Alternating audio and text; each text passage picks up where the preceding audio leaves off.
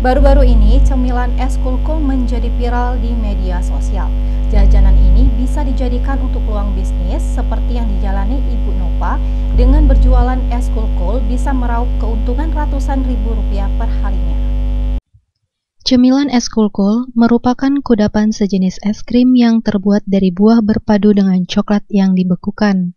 Selain memiliki rasa yang manis dan segar, cemilan ini juga sehat karena dibuat dari buah-buahan.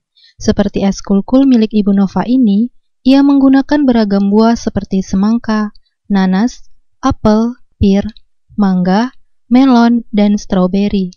Pedagang es kulkul ini berada di Jalan Syari Wahab, Megang Sakti 1, Kabupaten Musirawas.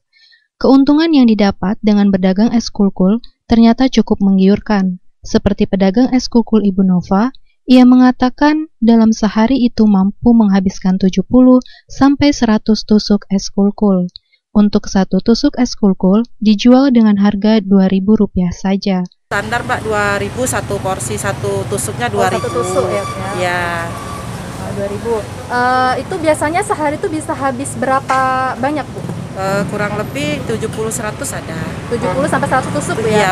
Owner pedagang es kulkul ini mampu meraup omset mencapai Rp300.000 hingga Rp400.000 per harinya.